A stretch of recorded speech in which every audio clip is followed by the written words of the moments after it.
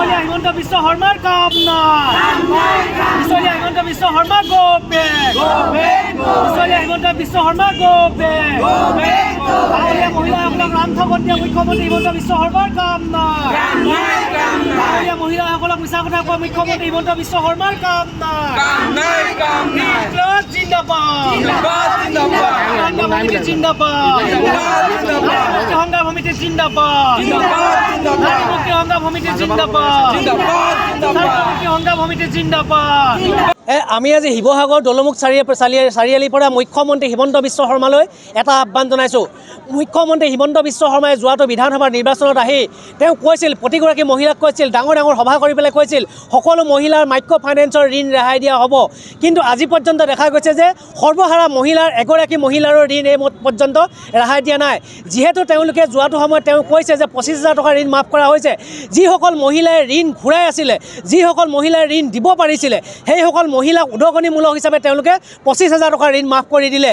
এতিয়া পঞ্চায়ত নিৰ্বাচনৰ আগত পুনৰ তেওঁ কৈছে যে যিসকল মহিলাৰ 50,000 তলত ঋণ দিবলৈ আছে, সেইসকল মহিলাৰ তেওঁলোকে ঋণ মাফ কৰি দিব।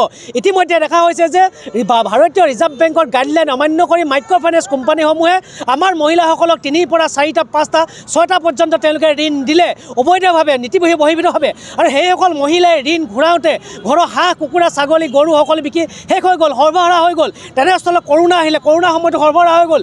তাৰপিছত এতিয়া তেওঁলোকে কৈছে যে যিসকল মহিলাই ঋণ দি আছিলে তেওঁলোকক উদগনিমূলক হিচাপে দিব। গতিকে আমি দাবী জনাইছোঁ, যিসকল সৰ্বহাৰা হৈ যোৱা মহিলা প্ৰতিটো ঋণ ৰেহাই দিব লাগিব। আৰু অন্যথা কিন্তু মুখ্যমন্ত্ৰী হিমন্ত বিশ্ব শৰ্মাই যদি ভাবিছে গাঁৱে ভূঞে বিজেপি পঞ্চায়ত নিৰ্বাচনত জিকিম বুলি, অহা বিধানসভা নিৰ্বাচনত পুনৰ বিজেপি জিকিম বুলি, তেনেহ'লে তেওঁ সেইটো ভুল ভাবিছে। যদি কেনেবাকৈ সকলো মহিলাৰ ঋণ মাফ কৰি নিদিয়ে, কাৰণ মুখ্যমন্ত্ৰী হিমন্ত বিশ্ব শৰ্মাই আহি কৈছিল যে সকলো মহিলাৰ ঋণ মাফ কৰি দিয়া হ'ব, আপোনালোকে 1 টকা পইচাৰ মাইক্ৰ' ফাইনেন্সৰ পইচা ঘূৰাব নালাগে। মুখ্যমন্ত্ৰী হিমন্ত বিশ্ব শৰ্মা ডাঙৰীয়াৰ কথা মতে আমাৰ গাঁৱৰ মহিলাসকলে এই পৰ্যন্ত ঋণ ঘূৰোৱা নাই। কিন্তু বৰ্তমান সময়ত কালেক্টৰবিলাকক পঠাই পেলাই ঘৰে ঘৰে মানুহক হাৰাশাস্তি কৰি আছে, পইচা বিচাৰি গৈ মানুহবিলাকক হাৰাশাস্তি কৰিছে। গতিকে আমি দাবী জনাইছোঁ, মুখ্যমন্ত্ৰী হিমন্ত বিশ্ব শৰ্মা ডাঙৰীয়াই কথা ৰাখক। কেৱল উদগনিমূলকভাৱে 25,000 50,000 টকা ৰেহাই দিলে নহ'ব, সকলো মহিলাৰ প্ৰতিটো ঋণ মাফ দিব লাগিব। অন্যথা কিন্তু গাঁৱৰ মহিলাসকল এইবাৰ কিন্তু গাঁৱত বহি নাথাকে। গাঁৱত পঞ্চায়ত নিৰ্বাচন আহি আছে, পঞ্চায়ত নিৰ্বাচনৰ আগত বিজেপি চৰকাৰখনক এশিকনি দিবলৈ আমাৰ গাঁৱৰ মহিলাসকল কিন্তু সাজু হৈছে। আজি আমি প্ৰতিবাদ কৰিবলৈ এইটো কাৰণেই বাধ্য হৈছোঁ। আজি হিমন্ত বিশ্ব শৰ্মাই 5-6 বছৰ হৈ গ'ল লোন মাফ কৰি দিম বুলি কৈ আজি পৰ্যন্তলৈকে কৰিব পৰা নাই। আৰু যিখিনি মানুহ কৰি দিছে, যিখিনি দিব পৰা মানুহ সেইখিনিকে দিয়া কৰি আছে তেওঁ। আৰু বিশেষ মানে কি ক'বলগীয়া এইটোৱে হৈছে, তেওঁ ইমান গদ্দাৰি কেলৈ কৰিব লাগে?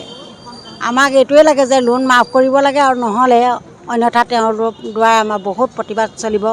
মানে কি এনেকুৱা এটা প্ৰতিবাদ হ'ব, যিটো প্ৰতিবাদ তেওঁলোকে মানে চৰকাৰৰ গাদী দখল কৰা, মানে গাদীৰ পৰা গাদীচ্যুত হ'ব লাগিব।